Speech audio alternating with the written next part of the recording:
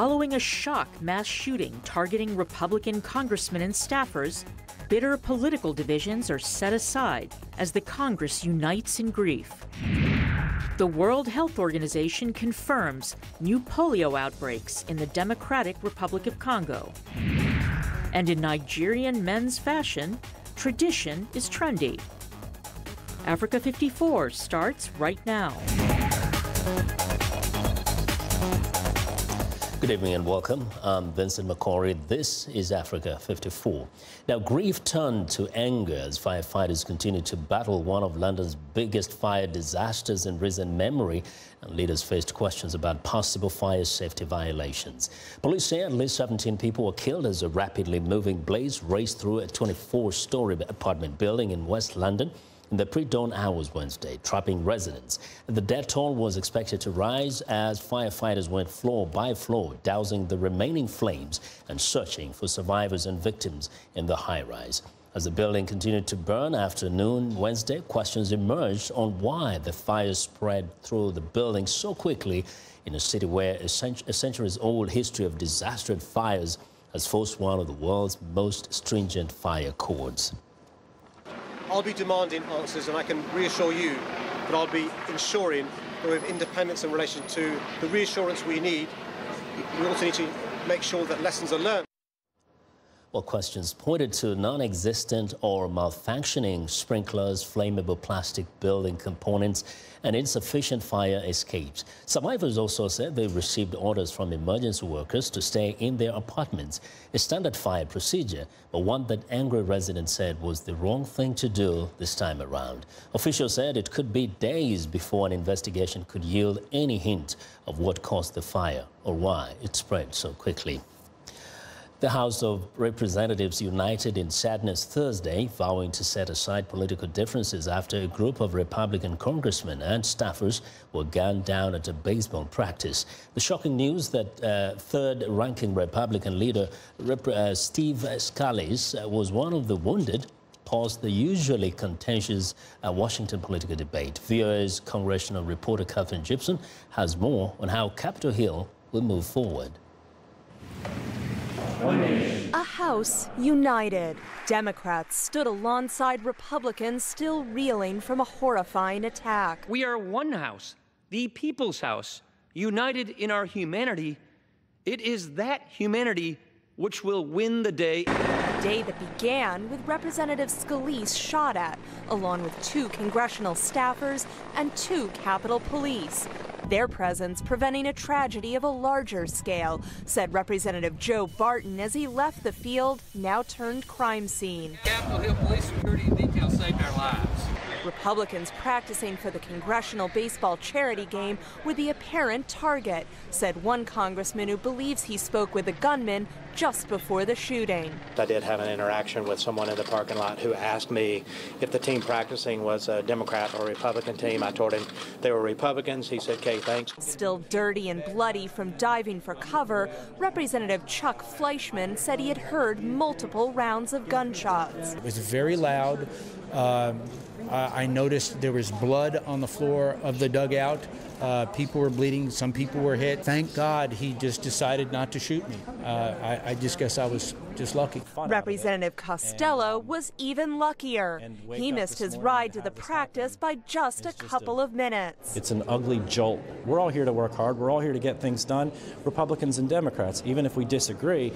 And you have to take those opportunities to try and shift it towards more civility. And after the House had gathered for prayer and reflection, many members promised the shooting would not stop their work. We should stay engaged and be fully engaged and keep living the American life, because otherwise, others get to win, and that's not what America's about. A promise Congress will keep when it returns to work first thing Thursday.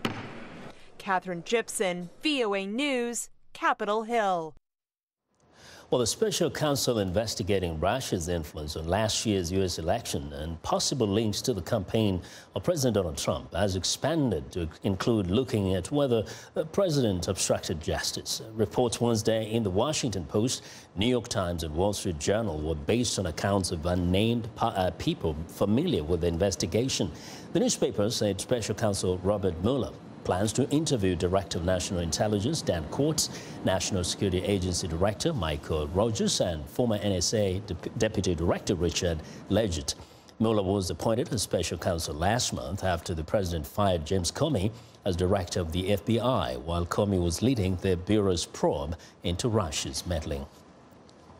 Well, Somalia security forces ended the Al-Shabaab siege of a Mogadishu restaurant early Thursday after battling the militants for almost 11 hours.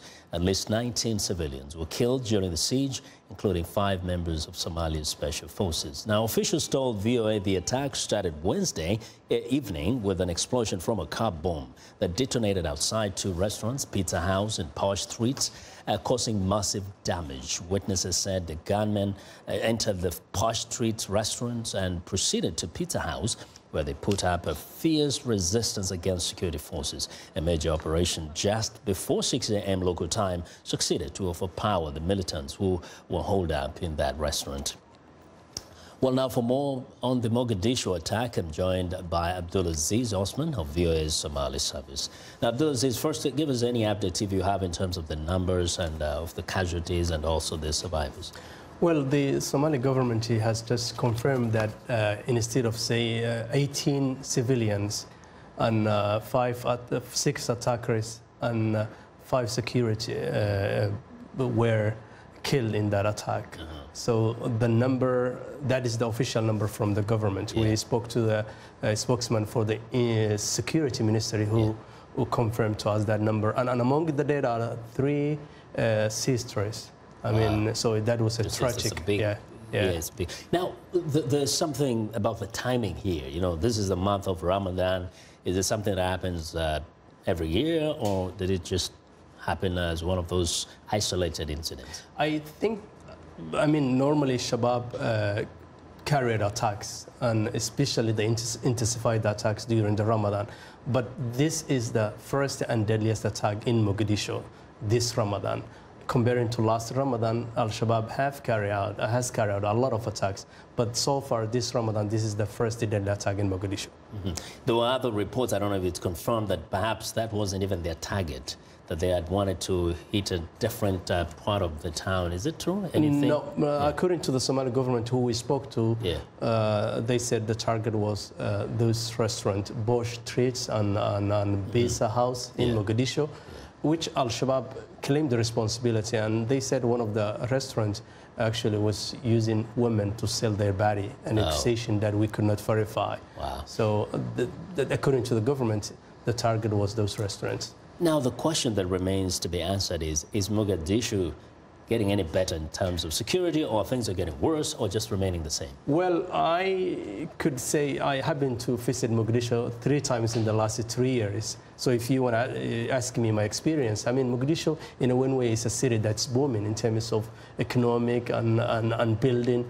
But on the other hand, when it comes to the security, it's fragile, and anything can happen.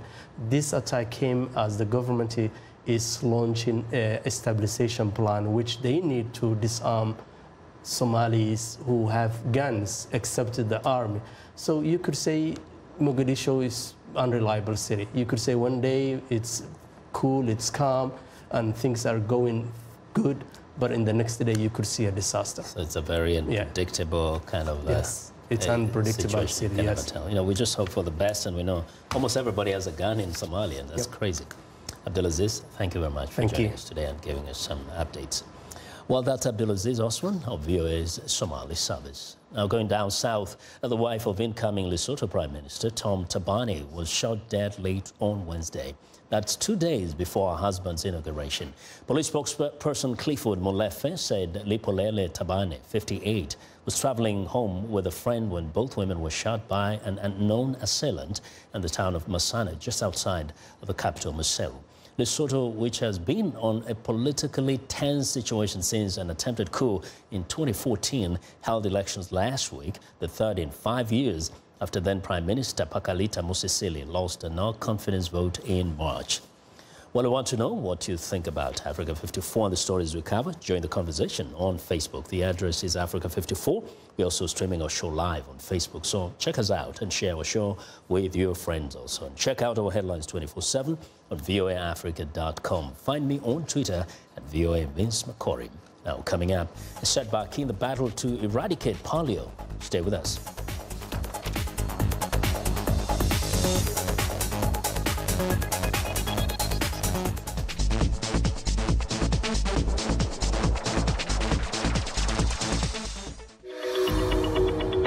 I'm Milar Sega. I'm the host of VOA's The Correspondents, a roundup of the world's top stories with analysis from our dedicated reporters. It's really a conversation the same way that you would bring a friend to your home and ask them what's going on.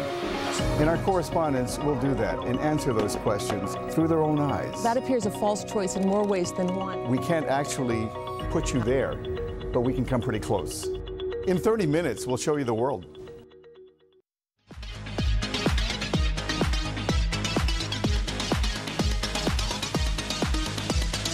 Well, joining us now is Africa 54 health correspondent Lino Madu. What do you have for us today, Lino? Well, the World Health Organization says the Democratic Republic of Congo has suffered 2 separate outbreaks of polio, a debilitating and potentially deadly disease that the world is trying to eradicate. The outbreaks confirmed on Tuesday are in Congo's Holomami and Maniema provinces. In a disease outbreak report, the UN Health Agency says WHO assesses the risk of further national spread of these strains to be high and the risk of international spread to be medium. The 4 cases have been caused by circulating vaccine-derived poliovirus type 2, which emerges in areas with only patchy vaccine coverage after being excreted by people who have been vaccinated. Researchers have identified an Achilles heel in the malaria parasite, a weakness that could stop the mosquito-borne infection in its tracks. The malaria parasite, Plasmodium falciparum, uses a protein to infect red blood cells. Blocking the protein called PFAP2I stops the malaria parasite from entering the cells. With no place to thrive, the normal cycle of replicating billions of times before bursting forth into the bloodstream cannot take place.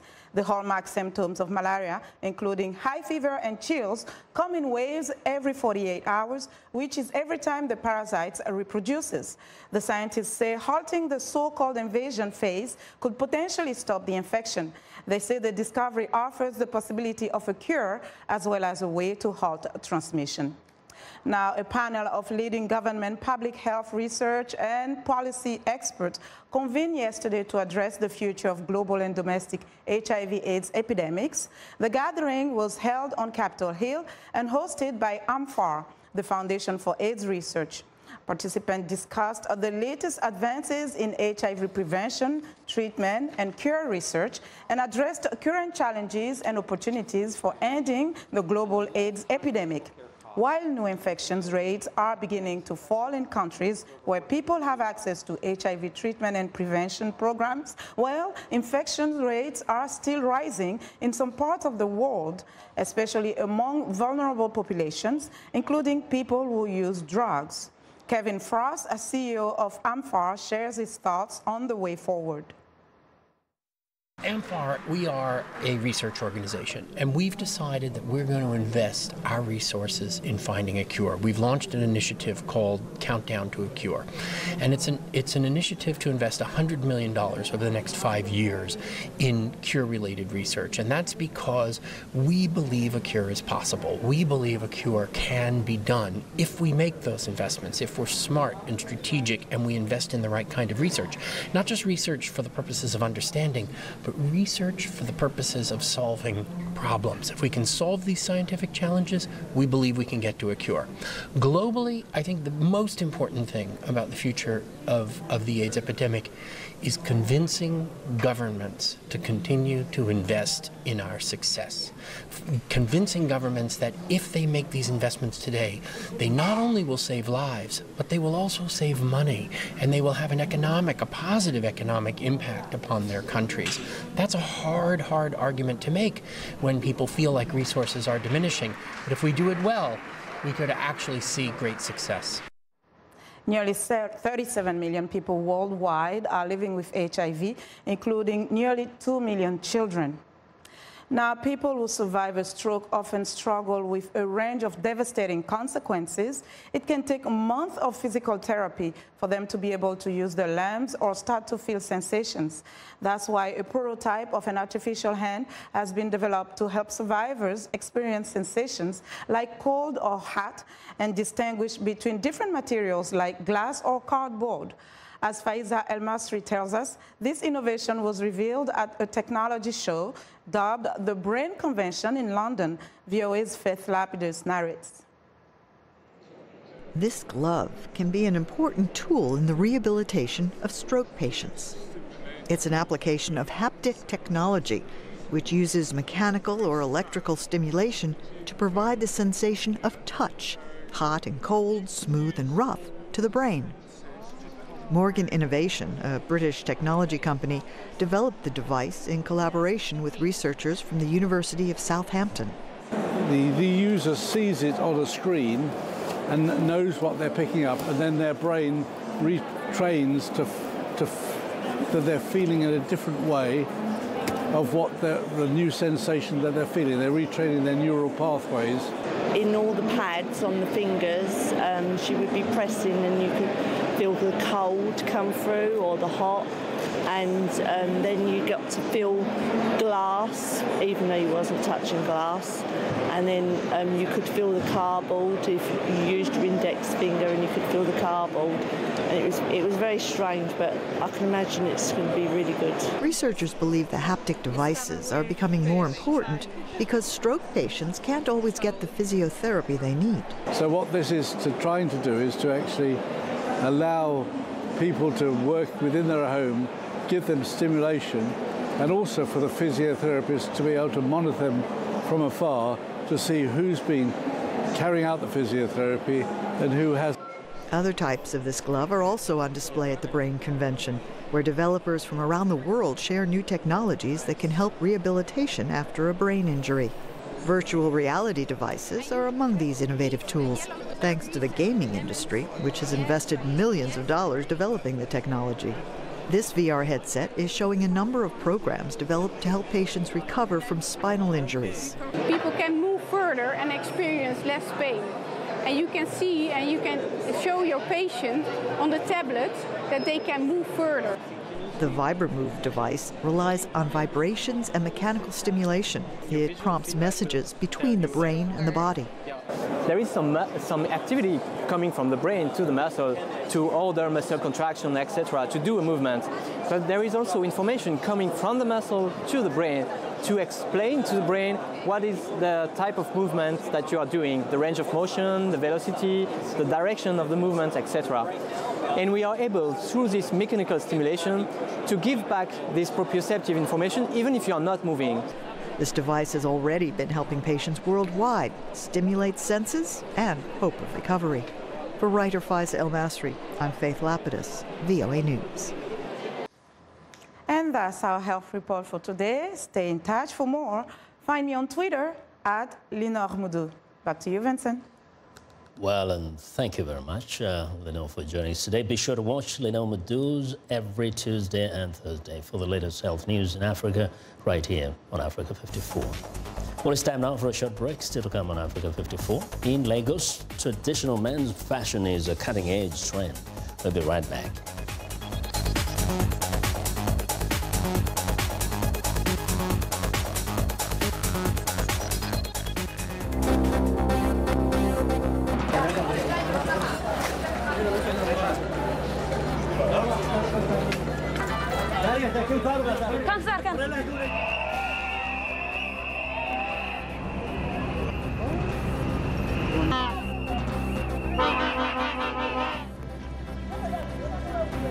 n'avons pas changé de position.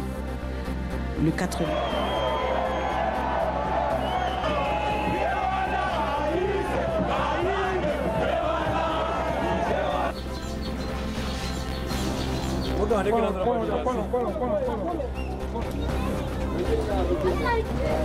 One way, bye-bye.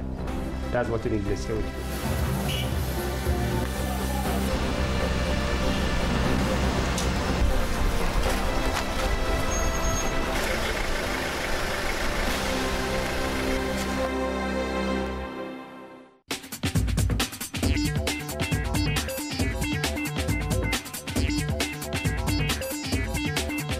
Welcome back to Africa 54, and here's what's trending.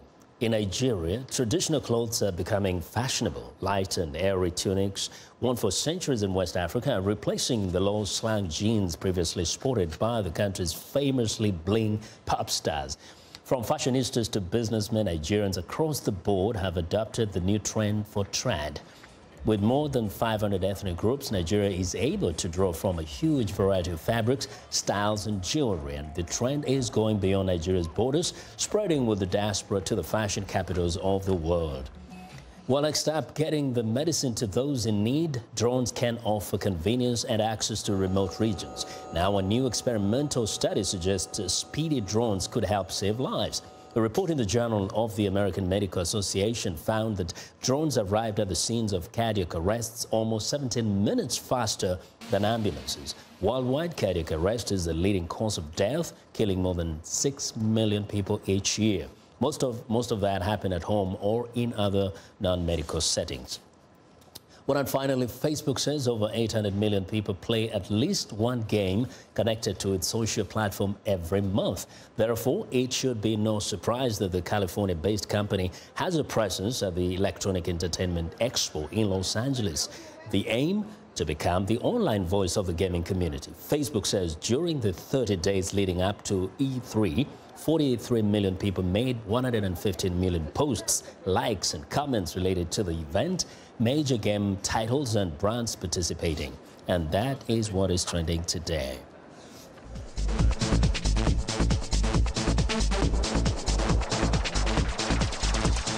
Well, now, many African countries that are richly endowed with oil and natural gas are also among the poorest. For many of these countries, the oil resource has been literally a curse. Some, however, say natural resources don't have to be a curse.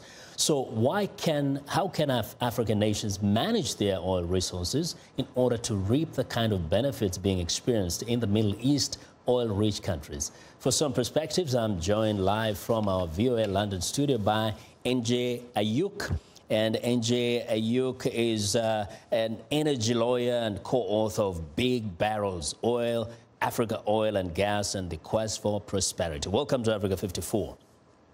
Thank you, Vincent. Yes, now, I kind of mentioned that question there. I'm going to repeat it. The countries that produce oil in the Middle East are extremely wealthy. So many African countries have been producing oil for so many decades now. Why is this situation different? It's an issue of leadership. It's an issue of getting it right. It's an issue of us taking accountability to what these resources mean for Africa. African countries have to recognize that these resources belong to the people. And once you start working with resources that belong to the people, you have to use it, and we have to be good stewards of the resources. The Middle Eastern countries realize that these are finite resources, and they have to be responsive to the people and who the resources belong to. Now, I don't know what you suggest in your book, but I tend to believe that African leaders recognize that these resources belong to the people. They are not their personal property. Question is, what can be done to make these African leaders accountable and make sure that those resources are plowed back to the benefit of the citizens? It's not like they're dumb, like they don't know. They know, for sure. That's what this book is about, Vincent. When we look at this book, we say we're going to look at solutions. When you start looking at solutions, we say, enough with the problems, enough with the complaining, enough with us saying, oh, it's the Europeans, or it's the Americans, or it's the Australians doing this. What are the solutions that we can put forth based on, for example, my experience working around Africa, my experience seeing some of the good best practices and everything. Some of the experiences we looked at here, we say, well, let's take, for example, Ghana. Ghana discovered oil. They set up a regulatory framework that really built the industry, and they are doing some really good things. It's not perfect in Ghana, but they have some things that can be done right. They look at Nigeria. Nigeria has a really, really difficult history with oil, whether it is pollution, whether it's mismanagement, whether it is corruption. But when you take a look at when the government moved forward and said, we are going to have the petroleum industry bill, we are going to have local content, it created entrepreneurs. So there are flashes of hope, there are possibilities. But let's ask a big question. If we look at African resources today and we say, why don't we monetize gas? Instead of flaring gas and polluting the environment, if we capture that gas, we can actually power African countries. Every African president, every African leader tells you, I want to industrialize my nation, but you cannot power industries on generators. You have to develop the right kind of gas plants, the right kind of power plants to be able to do that. So when we look at this book, we said we have to provide solutions and not just problems to what these people are facing. Yeah, but NJ, who's going to listen? I mean, some of these African leaders, let's talk, you can go to Equatorial Guinea or whatever, they have personally benefited themselves, their families from all this wealth. You get the sense that some of these leaders, they really don't care. So what are you going to do to force this? They know what to do. They're like mercenaries who are here to take and go, like the continent doesn't belong to them. They can listen. Part of this is that you have to have an active civil society. In today's world, the majority of Africa is under 34 years or 35 years of age. You can connect with people more than we ever thought. Think, for example, I'm sitting in London and talking to you today. I can connect with my friends in Nairobi or in Ghana or in Uganda. There is the massive exposure my generation of Africans have, whether it is social media platforms or the advocacy platforms.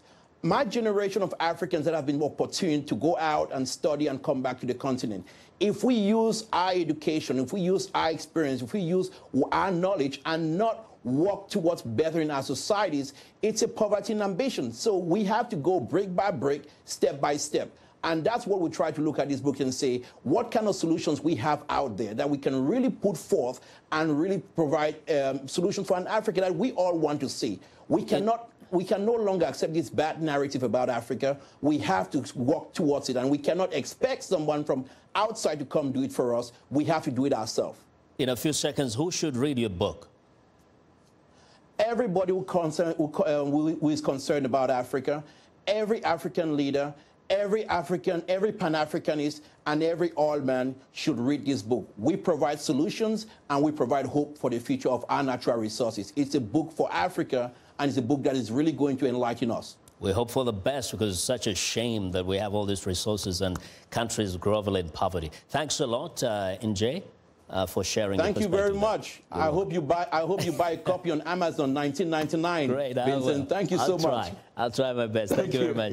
That's NJ Ayuk, is an African energy lawyer and co-author of Big Barrels, Africa, Oil and Gas, and the Quest for Prosperity. And that's our show for today. Now be sure to watch Africa 54 on our website at voaafrica.com. And for more news, tune in to VOA's evening radio show, Africa News Tonight at 1800 UTC. And that's our show. Have a good night.